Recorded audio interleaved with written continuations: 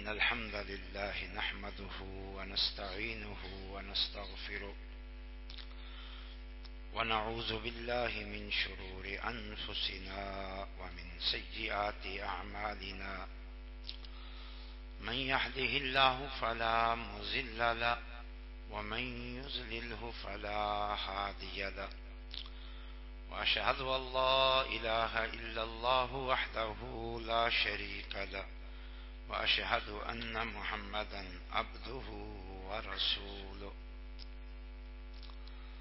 أما بعد فأعوذ بالله من الشيطان الرجيم يا أيها الذين آمنوا اتقوا الله حق تقاته ولا تموتن إلا وأنتم مسلمون يا أيها الناس اتقوا ربكم الذي خلقكم من نفس واحدة وخلق منها زوجها وبث منهما رجالا كثيرا ونساء واتقوا الله الذي تساءلون به والأرحام إن الله كان عليكم رقيبا يا أيها الذين آمنوا اتقوا الله وقولوا قولا سديدا يصلح لكم أعمالكم ويغفر لكم ذنوبكم ومن يطع الله ورسوله فقد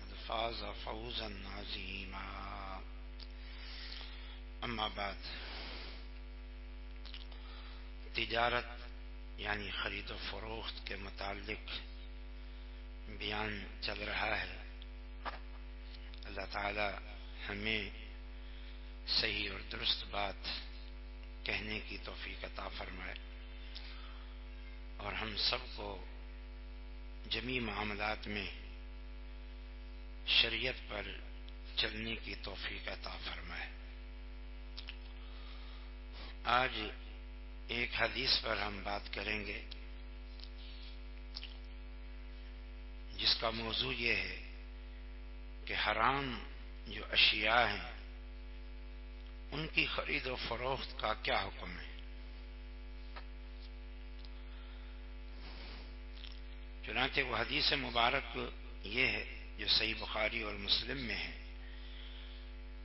آپ صلی اللہ علیہ وسلم نے فرمایا ان اللہ ورسولہ حرم بیع الخمر والمیتۃ والخنزیر والاسنام فقیل یا رسول اللہ ارأیت شحوم المیتۃ فإنها یطلی بها السفن ویدہن بها الجلود ويستصبح بها الناس فقال لا هو حرام.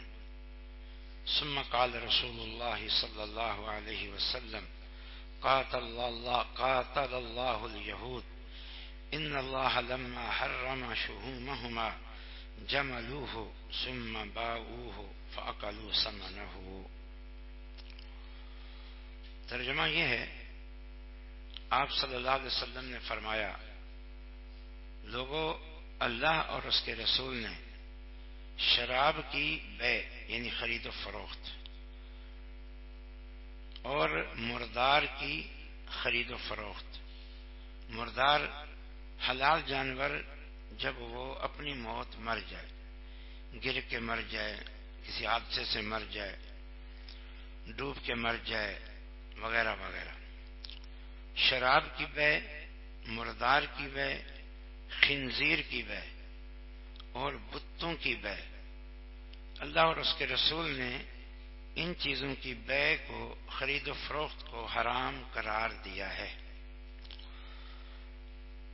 فقیل یا رسول اللہ, تو پوچھا گیا اے اللہ کے رسول صلی اللہ علیہ وسلم ارأیت شحوم المیتہ, مردار کی چربی کے متعلق ہمیں بتائیں. مردار جانور کی چربی کے متعلق ہمیں بتائیں. مردار کا معنی ہم نے بتا دیا, وہ حلال جانور جو اپنی موت مر جائے, اس کو اسلامی طریقے سے ذبح نہ کیا جا سکے. ہمیں اس کی چربی کے بارے میں بتائیں.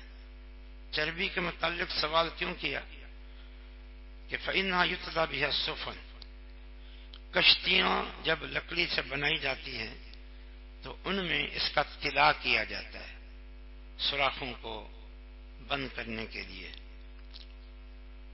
اور لوگ اس سے تیل حاصل کرتے ہیں اور پھر چراغوں میں جلاتے ہیں۔ جیسے پہلے زمانے میں بجلی نہیں ہوتی تھی تو دیے لالٹین جلتے تھے تو اس میں تیل استعمال ہوتا تھا۔ تو سوال یہ ہوا کہ میتا یعنی مردار کی چربی کا کیا حکم ہے کہ لوگ اس کو اپنی کشتیوں کے بنانے میں کام میں لے آتے ہیں اور لوگ اس سے چراغ جلاتے ہیں اور بھی کچھ کاموں کا ذکر کیا۔ فقال لا ہوا حرام، آپ نے فرمایا کہ نہیں، اس کی چربی کی خرید و فروخت بھی حرام ہے۔ ثم قال رسول اللہ، پھر رسول اللہ صلی اللہ علیہ وسلم نے فرمایا قاتل اللہ الیہود، اللہ تعالیٰ یہودیوں کو برباد کرے۔ ان اللہ لما حرم شحومہما، اللہ نے جب ان پر مطلقاً جانوروں کی چربی، حلال جانور کی چربی بھی ان پہ جب اللہ نے حرام قرار دی، جیسا کہ قرآن میں اس کا ذکر ہے، تو جملو ہو، تو انہوں نے کیا کیا، اس چربی کو لیتے اور اس کو پگھلا لیتے، یعنی اس کو تیل بنا لیتے۔ ثم باؤ، پھر اس تیل کو آگے بیچتے۔ فاکلوا ثمنہ، پھر جو قیمت ملتی اس کو اپنے استعمال میں لے آتے۔ اب یہ ایک ہیلا تھا کیونکہ وہ چربی ان کے لیے مطلقاً حرام تھی، مردار ہو یا غیر مردار ہو، تو وہ تو نہ کھاتے، اس کو تو استعمال نہ کرتے، نہ اس کو کھانے میں استعمال کرتے، نہ تیل اس کا نکال کے اس کو کسی مصرف میں لے آتے۔ ہاں یہ کرتے کہ تیل اس کا نکال کے اس کو بیچتے دوسرے لوگوں کو اور پھر اس کی قیمت کھاتے۔ یہ حدیث ہے جو صحیح بخاری اور مسلم میں۔ اس حدیث سے واضح طور پر ہوا کہ جو حرام چیزیں ہیں، نجس چیزیں ہیں، ان کی خرید و فروخت بھی حرام ہے، ان کو بیچ کر ان کی قیمت استعمال کرنا بھی حرام ہے، ان کا کاروبار بھی حرام ہے۔ اسی طرح تمام نجس اور پلید چیزیں، ان کو بیچنا، ان کا کاروبار کرنا اور ان کی قیمت کھانا، یہ بھی حرام ہے۔ حتیٰ کہ کتاب و سنت کے ادلہ سے یہ بات معلوم ہوتی ہے کہ وہ اشیاء جو حرام تک پہنچاتی ہیں، حرام کی تجاری میں وہ استعمال ہوتی ہیں، حرام تک پہنچاتی ہیں، ان اشیاء کی بھی خرید و فروخت حرام ہے۔ یا ان لوگوں کو وہ چیز بیچنا جو اس کو حرام میں استعمال کرتے ہیں، ان کو وہ بیچنا اگر معلوم ہو تو وہ بھی حرام ہے۔ اس کو یوں سمجھیں جیسے ایک بندہ شراب بناتا ہے۔ اب پہلے جو شراب بنتی تھی وہ انگوروں سے بہت بنتی تھی اور دیگر چیزوں سے بھی بنتی تھی۔ سب سے زیادہ جو شراب اچھی اور کثرت سے بنتی تھی وہ انگوروں سے بنتی تھی۔ اب ایک بندے کے بارے میں معلوم ہے کہ یہ انگور خریدتا ہے، اسٹاک کرتا ہے، پھر اس سے شراب بناتا ہے، یہی اس کا کاروبار ہے۔ اب اس کو یہ انگور بیچنا بھی حرام ہے۔ اب حالانکہ انگور فی نفس ہی حلال ہے، اس کا کھانا حلال ہے، اس کا زبیب بنانا، پانی میں بھگون کے اس کا پانی پینا، اس کا رس پینا، یہ حلال ہے۔ لیکن جو اس کو شراب میں استعمال کرتے ہیں تو ایسے بندے کو جس کے بارے میں معلوم ہو، تو کیونکہ اب شراب حرام ہے، انگور سے بنتی ہے لیکن شراب صرف انگور سے نہیں بنتی، انگور کا مصرف صرف شراب بنانا نہیں ہے، انگور تو کھایا جا سکتا ہے، لیکن کیونکہ ایک بندہ اس سے صرف شراب بناتا ہے اور شراب حرام ہے، لہذا وہ چیز جو حرام تک پہنچا دیتی ہے تو اس کی خرید و فروخت بھی حرام۔ اس سے بہت ساری چیزیں حرام ہو جاتی ہیں۔ اس لیے علماء کہتے ہیں کہ اپنی دکان بینک کو دینا کہ وہاں کوئی ادارہ اپنا بینک قائم کرے، وہاں بینک قائم کیا جائے، اس کو وہ دکان کرائے پہ دینا یہ حرام ہے۔ اب جو اس کی آمدنی آئے گی وہ حرام ہے، حرام سمجھی جائے گی، حالانکہ دکان کرائے پہ دینا یہ بالکل جائز ہے، کرائے سے جو آمدنی آتی ہے وہ بالکل جائز ہے۔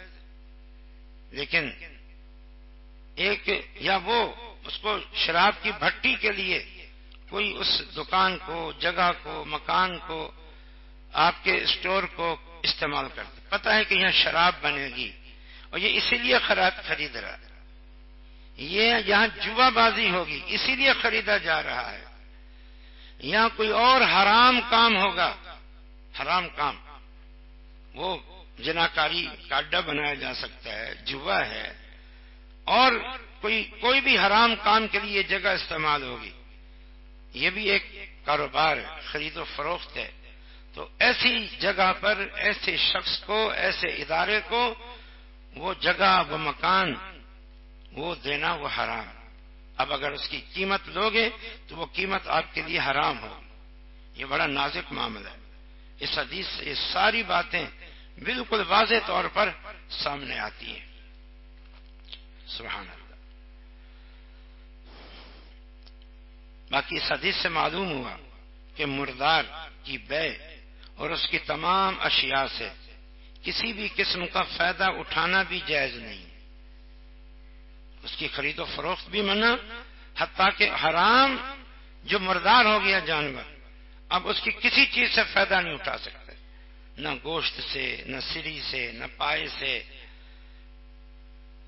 اور نہ ہی اس کی چربی سے۔ حلال جانور جس کو ذبح کرتے ہیں اس سے فائدہ بھی بیچ بھی سکتے ہیں، اس گوشت کو اس سے فائدہ بھی اٹھا سکتے ہیں کھانے پینے کے اعتبار سے، لیکن جو مردار ہو گیا اب یہ حرام ہو گیا ہے، اب نہ اس سے فائدہ اٹھا سکتے ہیں خود، اور نہ ہی اس کو یا اس کی کسی چیز کو بیچ سکتے ہیں۔ ہاں ایک چیز کی استثناء الگ سے حدیث میں آئی ہے، اور وہ ہے اس کی چمڑی، اس کے چمڑے کو اتار لینا، پھر اس کو رنگنا، رنگنے کے بعد اس کو بھلے اپنے استعمال میں لیں یا اس کو جو ہے نا کہ وہ آپ بیچ دیں، یہ صرف استثنائی شکل ہے۔ حلال جانور کے چمڑے کا تو حلت واضح ہے، اس سے فائدہ اٹھانا، اس کو بیچنا، لیکن حرام جو مردار جانور ہو گیا، مردار جانور، اس کے چمڑے کو آپ بالکل بھی استعمال بھی نہیں کر سکتے اور اس کو بیچ بھی نہیں سکتے۔ اور اس حدیث سے ایک اور بات معلوم ہوئی، اور وہ کیا کہ ہر وہ ہیلا جو حرام تک پہنچا دے وہ ہیلا بھی حرام ہے۔ جیسا کہ پیچھے حدیث میں آپ نے سنا کہ یہود پر چربی حرام تھی، اب انہوں نے چربی کو تو اپنے استعمال میں نہیں لائے، چربی کو تو نہیں بیچا، لیکن اس کا تیل نکال کے اس کو بیچ کے اس کی قیمت استعمال میں لی ہے، تو آپ صلی اللہ علیہ وسلم نے ان کے لیے بد دعا کی، اللہ ان کو ہلاک کرے، انہوں نے ایسا کیا۔ تو اس سے کیا معلوم ہوا کہ ہر ہیلا جو حرام تک انسان کو پہنچا دے تو وہ بھی حرام ہے، اور اس طرح ہیلے سے کوئی چیز جو حرام ہے وہ حلال نہیں بن جاتی، اس کی حیت تبدیل ہونے سے، نام بدلنے سے، کہ اللہ کے رسول نے تو چربی سے روکا ہے، اب یہ چربی تھوڑی ہے، یہ تو تیل ہے، اللہ کے رسول نے تو اس کو کھانے سے روکا ہے، ہم کھا تھوڑی رہے، ہم تو اس کو تیل بنا کے بیچ رہے ہیں۔ تو یہ سارے ہیلے جو حرام تک انسان کو پہنچا دیتے ہیں، اگرچہ اس کی حیت بدل کے، اس کا نام بدل کے، تو اس سے وہ چیزیں حلال نہیں ہو جاتی۔ تو یہ بڑا نازک معاملہ ہے، بہت دقیق معاملہ ہے۔ ان معاملات میں اس طرح کی ہیلہ بازی کرنا اور حرام کو حلال قرار دے کر پھر اس کو کھانا پینا، استعمال کرنا، بیچنا، یہ بڑی خطرناک روش ہے۔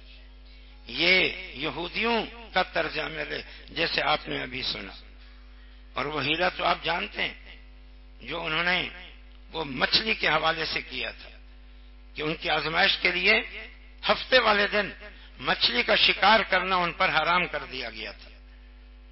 انہوں نے ایک ہیلا کیا. قرآن میں یہ بات موجود ہے 2 جگہ پہ کہ ہفتے والے دن انہوں نے، اب آزمائش تو آزمائش ہوتی، آزمائش یہ ہوتی تھی کہ ہفتے والے دن مچھلی جو ان کے قریب نہر یا دریا گزرتا تھا خوب ہوتی تھی، اور ہفتے کا دن گزرتا تو اللہ کی آزمائش، مچھلی ختم ہو جاتی، نظر بھی نہ آتی. تو یہ ایک آزمائش تھی. اب ہفتے کے دن مچھلی بہت ہے لیکن شکار کرنا منع ہے. ہفتے کے علاوہ باقی 6 دن ہیں، شکار کرنا جائز ہے لیکن مچھلی نہیں. اب بھلے مجبوری ان کی یا پھر منہ کو لگی ہوئی مچھلی، وہ صبر نہ ہو پاتا ان سے، چنانچہ انہوں نے ہیلا کیا کہ انہوں نے ایک نالی نکالی، چھوٹی سی نہر نکالی، پائپ لائن نکالی یوں سمجھ لیں، اور آگے جا کے بڑا تالاب بنا دیا، گڑھا بنا دیا. اب ہفتے کے دن اس پائپ لائن کے ذریعے، اس نالی کے ذریعے پانی بھی اور مچھلی بھی آگے تالاب میں منتقل ہو جاتی. اب وہ تالاب تو چھوٹا سا تھا، گڑھا نما. اب ہفتے کو شام کو وہ ادھر سے اس کو بند کر دے. اب جیسے بند کیا، اس تالاب میں جو مچھلیاں گئی تھیں وہ وہاں پر رہ گئیں، وہ وہاں پر رہ گئیں. ہفتے کا دن ختم ہوا. اب شیر بن کے جا کر اس تالاب میں جو مچھلیاں تھیں ان کا شکار کیا. اب یہ ان کے دل کی تسلی تھی کہ ہم مچھلیوں کا جو شکار کر رہے ہیں وہ ہفتے کے دن نہیں کر رہے، ہم تو اگلے دن کر رہے ہیں، لہذا یہ ہمارے لیے حلال ہو گیا. لیکن آپ جانتے ہیں کہ اللہ تعالیٰ نے قرآن میں ان کی مذمت بھی کی اور ان کی سزا بھی بیان کی. کونوا قردۃ خاسئین، اللہ تعالیٰ نے ان کے چہرے مسخ کر دیے، چہرے فرمایا ہو جاؤ ذلیل بندر. اللہ نے ان کے چہرے مسخ کر دیے، بندر بنا دیا ان کو. تو ہیلے بھی درست نہیں ہیں، یہ یاد رکھو. باقاعدہ وہ ہیلا جس کا مقصد ہی حرام کو حلال بنانا ہے، ناجائز کو جائز بنانا ہے. امام بخاری رحمۃ اللہ علیہ نے اپنی کتاب صحیح بخاری میں ایک باقاعدہ الگ سے چیپٹر لکھا ہے، کتاب الحیل کے نام سے. ہیلوں کا بیان، ہیلوں کا حکم، وہ ہیلے جن کے ذریعے حرام کو حلال بنایا گیا، ناجائز کو جائز بنایا گیا. بدقسمتی سے مسلمانوں میں بھی یہ خرابی آئی.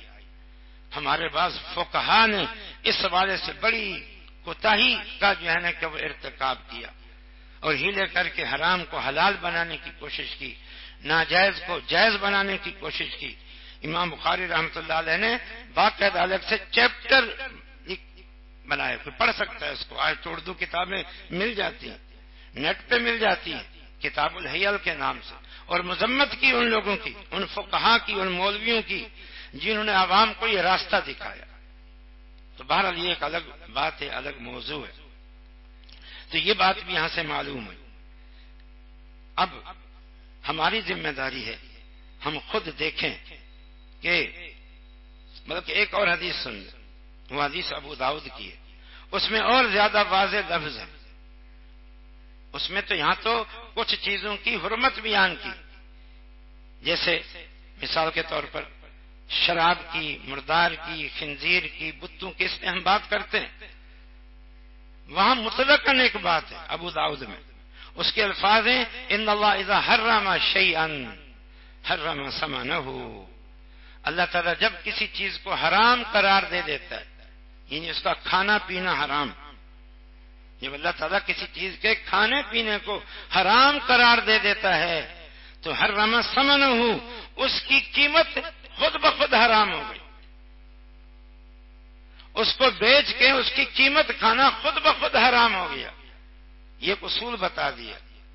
اب جس چیز کا کھانا پینا حرام، اس چیز کی خرید و فروخت بھی حرام، اس کو بیچ کر اس کی قیمت کھانا بھی حرام. جیسے یہی یہ شراب کسی نے آپ کو تحفے میں دے دی، اب آپ کہیں شراب تو حرام ہے، میں شراب تو نہیں پیوں گا. اب آپ اس کو کسی غیر مسلم کو بیچ دیتے ہیں اور بیچنے کے بعد اس کی قیمت استعمال میں لے آتے ہیں، تو آپ کے لیے اس کو یہ بیچنا بھی حرام ہے. یہ اس مثال کو اچھی طرح ذہن نشین کر لیں. اس لیے کہ شراب حرام خود بنائی آپ نے تو پینا بھی حرام، بیچنا بھی حرام. آپ کو پڑی ہوئی مل گئی، کہیں سے پڑی ہوئی مل گئی، کسی نے دے دی آپ کو، تو اب پینا تو حرام ہے ہی ہے، اس کا خرید و فروخت کرنا بھی جو ہے نا کہ حرام ہے. بلکہ صحیح بات یہ کہ اس کو آگے کسی کو تحفہ دینا بھی حرام ہے کہ چلو میں کسی کو تحفہ دے دوں جو غیر مسلم ہے، بلکہ اس کو پھینک دیں، اس کو توڑ دیں، اس کے ضائع کر دیں وغیرہ وغیرہ. تو یہ دو حدیثیں، یہ حدیث تو اپنے معنی میں واضح ہے کہ اللہ تعالیٰ جب کسی چیز کو حرام قرار دیتا ہے کھانے پینے کو، تو اللہ تعالیٰ اس کی قیمت کو بھی حرام قرار دے دیتا ہے. اب ہم جائزہ لیں، بہت سارے معاملات ایسے ہمیں زیادہ کاروباری اشیاء کن کی خرید و فروخت ہوتا ہے اس کا ہمیں زیادہ علم نہیں ہے، لیکن یہ اصول آپ نے جان لیا، یہ اصول آپ نے سن لیا کہ حرام چیز جس کا کھانا پینا حتیٰ کہ پہننا حرام ہے، اس کی خرید و فروخت بھی حرام. ہاں ایک چیز ہوتی ہے جیسے ہم مثال دیتے ہیں آپ کو کہ انگوٹھی سونے کی وہ مرد کے لیے پہننا حرام ہے لیکن خواتین پہن سکتی. ریشم اصلی اور حقیقی ریشم ریشمی کیڑے سے بنا ہوا، مرد کے لیے اس کا استعمال حرام ہے، عورت کے لیے اس کا استعمال جائز ہے. اب سونے کی انگوٹھی کوئی زرگر بناتا ہے اور وہ خواتین کے لیے بناتا ہے، خواتین بنواتی ہیں، بیوی ماؤں بچیوں کے لیے وہ خریدی جاتی ہے، تو اس کا زرگر کے لیے بنانا اور خرید و فروخت کرنا دونوں جائز ہے، قیمت لینا جائز ہے. آپ جا کے خرید کے لاتے ہیں اپنی ماں کے لیے، بیوی کے لیے، بیٹی کے لیے، تو یہ جائز ہے. لیکن اگر کوئی مرد اپنے لیے انگوٹھی بنواتا ہے کسی زرگر سے کہ یہ انگوٹھی ہے، یہ میں اپنے لیے پہننی ہے، شادی کی انگوٹھی، یا کوئی کسی اور کے لیے بنواتا ہے جیسے دلہا کے لیے دلہن والے انگوٹھی بنواتے ہیں، مثال دے رہا ہوں. اب ایک زرگر کو پتا ہے کہ یہ انگوٹھی مرد کے لیے بنائی جا رہی ہے کہ وہ پہنے گا، اب اس کا پہننا اس کے لیے حرام ہے، ناجائز ہے. اب اس کو بیچنا، اس کو خریدنا، اس کی قیمت لینا، یہ بھی حرام ہے. اسی طرح ریشمی کپڑا خواتین کے لیے جائز، اس کی خرید و فروخت بھی جائز ہو گئی. لیکن اگر معلوم ہے کہ یہ جینٹس کے لیے ہے، حتیٰ کہ ایک جانے کہ وہ مرد ریشمی جوڑا اپنے لیے سلوا رہا ہے، تو اس دردی کے لیے حرام ہے کہ اس جوڑے کو سیے اس کے لیے، کیونکہ پتہ ہے اس کا استعمال حرام ہے. وہ یہ نہیں کہہ سکتا کہ بھائی مجھے کیا اس حرام کام تو وہ کرے گا. نہیں، تم اس میں برابر کے شریک ہو، تمہارے اس عمل سے یہ چیز اس کے لیے قابل استعمال ہوئی ہے، اس لیے تم بھی اس میں برابر کے شریک ہو. اس کے لیے قرآن نے ایک عظیم اصول بتایا ہے، یاد رکھو اس اصول کو: تعاونوا علی البر والتقوی ولا تعاونوا علی الاثم والعدوان. اے لوگو، تعاون کرو ایک دوسرے کے ساتھ نیکی اور تقوی کے کاموں میں، اچھائی اور بھلائی کے کاموں میں، خیر کے کاموں میں. ولا تعاونوا علی الاثم والعدوان، گناہوں اور ظلم و زیادتی کے کاموں میں ایک دوسرے کے ساتھ تعاون نہ کرو. چوری میں، ڈاکے میں، زناکاری میں تعاون نہ کرو. جیسے ہم نے پیچھے بتایا کہ بینک کو جگہ کرائے پہ دینا، یہ اس کے ساتھ تعاون ہے. مکان دینا جوئے اور زنا کے اڈے کے لیے یا کسی بھی بے حیائی کے کام، ناچ گانوں کے لیے، یہ ان کے ساتھ تعاون ہے، تو یہ بھی ناجائز ہے، یہ بھی حرام ہے. یہ کوئی حرام چیزیں بہت زیادہ نہیں ہیں، حلال ذرائع بہت ہیں، حلال ذرائع آمدنی کے بہت ہیں. ہزار ذرائع ہزاروں میں ہوں گے اور حرام چند ایک ہوں گے. اس میں پریشان نہ ہوں کہ اتنی چیزیں حرام ہیں، اتنی چیزیں حرام ہیں. تو مکان کرائے پہ لینے والے بہت ہیں، گھر کرائے پہ لینے والے بہت ہیں، دکان کرائے پہ لینے والے بہت ہیں، اور ہزاروں مصرف ہے. ایک دو ناجائز مصرف ہیں، ان میں نہ دو، اللہ پہ توکل کرو، اللہ تعالیٰ ضرور آپ کے لیے انتظام فرما دے گا. تو حرام کے ساتھ تعاون یہ بھی جو ہے نا کہ وہ ناجائز ہے. تو جو چیز حرام ہے اس کا کاروبار بھی حرام ہے، جس کا کھانا پینا حرام، اس کا بیچنا اور اس کی قیمت لینا بھی حرام ہے۔ اب انہی چیزوں کی طرف دوبارہ آ جائیں، شراب، میتا، خنزیر، بت۔ شراب کے متعلق بھی بات ہو گئی، مردار کے متعلق بھی ہو گئی۔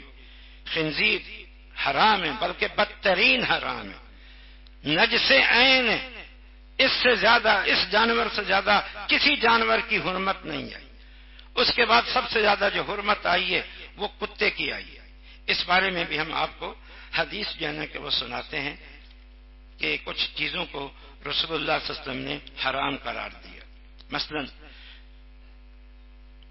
نہى رسول اللہ صلی اللہ علیہ وسلم عن ثمن الكلب وحلوان الكاہل ومہر الباغی، یہ ابو داؤد اور جامع ترمذی کی حدیث ہے۔ رسول اللہ صلی اللہ علیہ وسلم نے کتے کی قیمت سے روکا، یعنی کتے کی خرید و فروخت اور اس کی قیمت حاصل کرنا، اس سے روکا، یعنی اس کو بھی حرام قرار دیا۔ وحلوان الکاہن، کاہن جو پہلے دور میں ہوتے تھے، آج بھی ہیں نجومی، جو غیب کے خبریں دینے کا دعویٰ کرتے ہیں کہ ہمارے پاس آؤ، ہم ستاروں کی چال جانتے ہیں اور ہمارے پاس خاص ایک علم ہے، اس وجہ سے ہم آپ کو مستقبل کی باتیں بتائیں گے، آپ کی گمشدہ چیزوں کے بارے میں بتائیں گے، آپ کی قسمت کے احوال بتاتے ہیں۔ یہ عامل، یہ نجومی، یہ کاہن جو پہلے ہوتے تھے، فرمایا کہ کاہن کی مٹھائی، جو کاہن کو کہانت کرنے پر جو تحفے میں کچھ دیا جاتا ہے، بھلے وہ قیمت خود مانگے یا آپ اس کو دیں، تو اس کاہن کے لیے اس کہانت کے نتیجے میں حاصل ہونے والی چیز حرام ہے۔ اب جب وہ چیز حرام ہے تو اس کا لینا بھی اس کے لیے حرام ہے۔ اسی طرح فرمایا مہر البغی، زنا حرام ہے، بدکاری حرام ہے، تو اس کی قیمت وصول کرنا بھی حرام ہے۔ یہ نہیں ہے کہ زنا تو حرام ہے، چلو وہ گناہ کا کام ہے۔ اب جو اس جسمانی کاروبار میں بدکارہ عورتیں مبتلا ہیں، وہ یہ سمجھے گناہ وہ ہے، یہ قیمت لینا یہ حرام نہیں ہے، یہ ہمارے لیے جائز ہے، تو نہیں، یہ اس کو دھندا بنانا، کاروبار کرنا، کمائی کا ذریعہ بنانا، اس طرح کے دیگر بھی جو بھی بے حیائی کے کام ہیں، بڑا نازک معاملہ ہے۔ یہ فلمیں بنانا، یہ ڈرامے بنانا، یہ سارے پروگرام، کیونکہ یہ فی نفسی شرعن حرام ہے، کیونکہ یہ بے حیائی کے پروگرام میں معاشرے میں بے حیائی پھیلتی ہے، خرابیاں پیدا ہوتی ہیں، شریعت نے ان سے منع کیا ہے، ان بے حیائی کے کاموں سے۔ قل حرم ربی الفواحش ما ظہر منها وما بطن، اے پیغمبر اعلان کر دے میرے رب نے بے حیائی کے کاموں کو، اعلانیہ ہوں یا پوشیدہ ہوں، ان سب کے سب کو حرام قرار دے دیا ہے۔ اب یہ مطلقاً بے حیائی ہے، لہذا یہ ناچ گانے کے پروگرام اور اس کی کمائی، یہ فلموں ڈراموں میں کام کرنا اور اس کی کمائی، یہ سب حرام ہے، یہ سب ناجائز ہے۔ حلال ذرائع بہت ہیں، ان کو اختیار کرو، یہ گناہ بھی ہیں اور ان کی کمائی بھی حرام ہے، یعنی دو جرم ہیں، ایک فی نفسی گناہ اور اوپر سے پھر اس کو ذریعہ آمدنی بنانا، کمائی کا ذریعہ بنانا، یہ بھی حرام ہے۔ تو اب دیکھیں ان چیزوں کی قیمت سے منع کیا ہے، ان چیزوں کی قیمت سے منع کیا ہے۔ سبحان اللہ۔ اسی طرح اصنام کی بات ہے، بت، جو جاہلیت میں بت بنتے تھے مشرکین، اب یہ بت کیا ہے؟ یہ مجسمے، شکل کی صورت میں ہوں یا شکل کی صورت میں نہ ہوں، لیکن مشرک قوم ان کی پوجا کرتی ہے، ان کو متبرک سمجھتی ہے، ان میں وہ اپنے الہوں کا اثر سمجھتے ہیں، لہذا ایسے بت ان کو بنانا بھی حرام، ان کی عبادت بھی حرام، حتیٰ کہ ان کو بنا کے بیچنا، کیونکہ ہمارے علاقے میں ہندو بہت رہتے ہیں، ان کو بتوں کی ضرورت پڑتی ہے، لہذا ہم بت بناتے ہیں اور ان کو بیچتے ہیں۔ ہم ان کی عبادت تھوڑی کریں گے، ہم ان کی تعظیم تھوڑی کرتے ہیں، تو آپ بھلے ان کی عبادت نہیں کرتے، ان کو الہ نہیں مانتے، ان کے بارے میں وہ تصور نہیں رکھتے جو ہندوؤں کا ہے، مثال دے رہا ہوں، لیکن پھر بھی یہ بت بنانا اور ان کی قیمت بیچنا یہ حرام ہے، جس چیز سے شریعت نے منع کر دیا ہے وہ کام کرنا اور اس کی قیمت لینا بھی حرام ہے. بہت تفصیل آئے گی اس میں. مزارات بنانا بھی حرام ہے، اس کی کمائی بھی حرام ہے.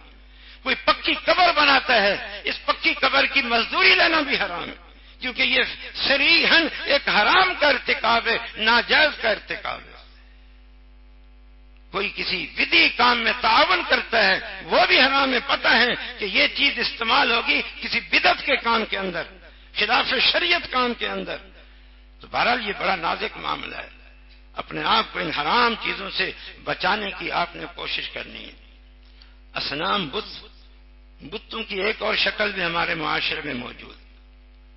بڑے بڑے مجسمے، قد آور مجسمے، چاہے وہ انسانوں کے ہوں چاہے حیوانوں کے ذی روح کے ہوں، ان کی حرمت پر یہ جو مجسمے ہاتھوں سے بنائے جاتے ہیں، وہ لکڑی کے بنائے جائیں، تانبے کے بنائے جائیں، سونے کے بنائے جائیں، چاندی کے بنائے جائیں، وہ اینٹوں اور پتھروں کے، سیمنٹ اور گارے کے بنائے جائیں، یہ ذی روح کے جو مجسمے ہیں یہ بنانا بھی حرام، بیچ کے اس کی قیمت کھانا بھی حرام.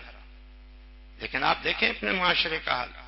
یعنی یہ جو مجسمہ سازی ہے اس کی حرام ہونے پر علماء کا ذرا سا بھی اختلاف نہیں.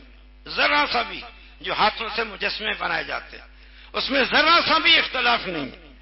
لیکن آپ دیکھیں مجسمہ سازی عام چوراہوں پہ کہیں بڑے بڑے سیاستدانوں کے مجسمے لگے ہوئے ہاتھوں سے بنائے گئے، کہیں حیوانوں کے مجسمے لگے ہوئے، مختلف قسم کے جانوروں کے. عجائب خانوں میں جائیں وہاں پر جو ہے نا کہ وہ مجسمے آپ کو ملیں گے. پارکوں میں جائیں وہاں آپ کو مجسمے ملیں گے. دکانوں میں بتاؤ حلال کام کر رہے ہیں لیکن حرام کی آمیز ضرور کر رہے ہیں اس کے اندر. وہاں مجسمے بنے ہوئے جن کو کپڑے پہنائے ہوئے لیڈیز کے اور جینٹس کے. یہ حرام ہے. یہ مجسمہ سازی حرام، ان کی خرید و فروخت حرام. اور اسی کے تحت یہ کیمروں سے بنے ہوئے بڑے بڑے جو تصاویر، قداور، پولٹر، یہ بھی اسی سے ملتے جلتے ہیں. اگرچہ کیمروں کی تصویر میں اختلاف ہے فقہا کا.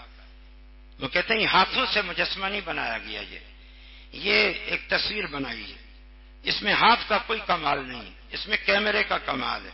اگرچہ اس وجہ سے اس میں اختلاف ہے، لیکن اکثر علماء اس قسم کی تصاویر کو، قداور تصاویر جو گھروں میں دکانوں میں لگائی جاتی ہیں بڑے بڑے پولٹر بنا کے، اس کو بھی غلط کہا ہے کہ وہ جو حدیث ہے جس گھر میں تصویر ہو وہاں فرشتے نہیں آتے.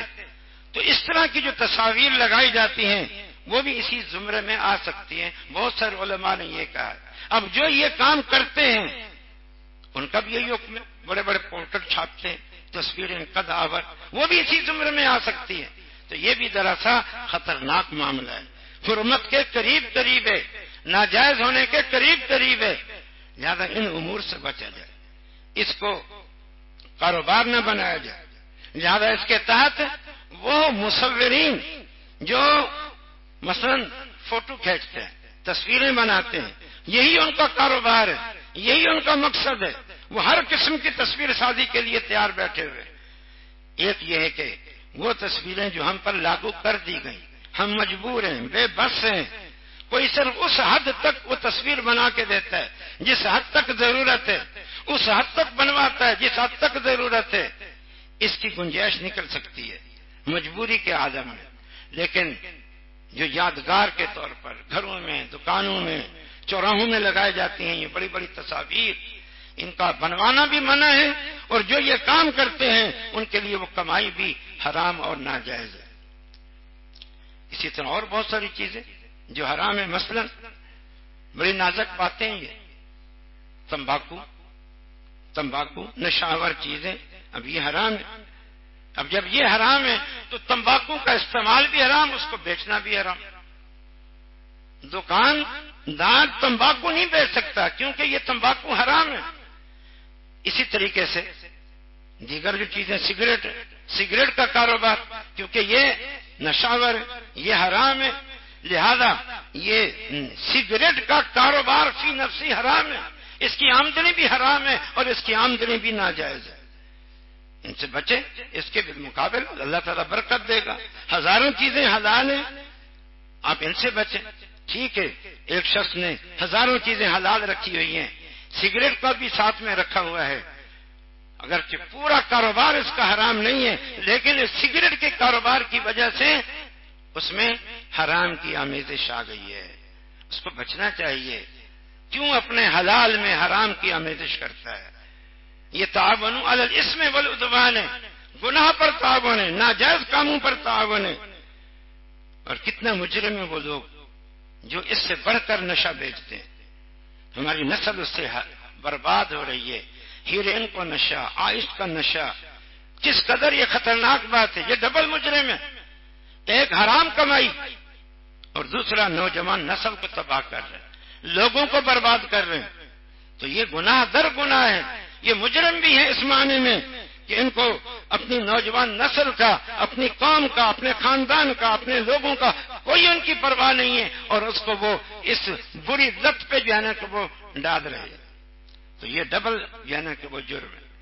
اسی طرح آپ چلتے چلے جائیں. میں نے چند اشارے دیے، ایک اور اشارہ بھی دے دیتا ہوں، تھوڑا سا ہو سکتا ہے بعض بھائیوں کو ناگوار گزرے.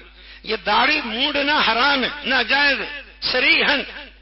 اب جو نائی یہ کام کرتا ہے وہ کہے کہ میں تھوڑی یہ گناہ کر رہا ہوں. نہیں، تمہاری یہ کمائی بھی حرام کی ہے، کیونکہ تم ایک حرام کام کی کمائی حاصل کر رہے ہو. یہاں دونوں مجرم ہیں، وہ بھی مجرم ہے اور وہ بھی مجرم ہے. تو ہر وہ چیز شریعت نے جسے روکا ہے اس کا کاروبار، اس کی قیمت، یہ بڑے نازک مسائل ہیں. میں نے اشاروں سے ان چیزوں کی طرف اشارے کر دیے ہیں. ان سے اپنے آپ کو بچائیں، اپنی معیشت کو حلال رکھیں، حرام کی آمیزش نہ ہو. آمیزش ایک قطرہ بھی آپ کا گلاس پورا پاک ہے، ایک قطرہ اس میں، اللہ اکبر، صرف ایک قطرہ پیشاب کا پڑ جائے وہ سارا حرام ہو جائے گا، سارا حرام ہو جائے گا. ایک گلاس ہے، اس میں کوئی بچہ صرف تھوک دے، حالانکہ تھوک فی نفسی حرام نہیں تھی، وہ تھوک وہ حرام نہیں ہے، کراہت کی والی چیز ہے، آپ اس کو نہیں پئیں گے. تھو تھو تھو تھو تھو تھو. تو پھر اپنے حلال کام میں ان حرام چیزوں کی آمیزش کیوں کرتے ہیں؟ اپنے کاروبار میں حرام چیزوں کو کیوں ملاتے ہیں؟ اس کو پاک رکھیں، حلال رکھیں، تاکہ آپ کی ساری معیشت حلال پر مبنی ہو. اللہ تعالی ہم سب کو سمجھ اور عمل کی توفیق عطا فرمائے. اقول قولی ھذا وآخر دعوانا ان الحمد للہ.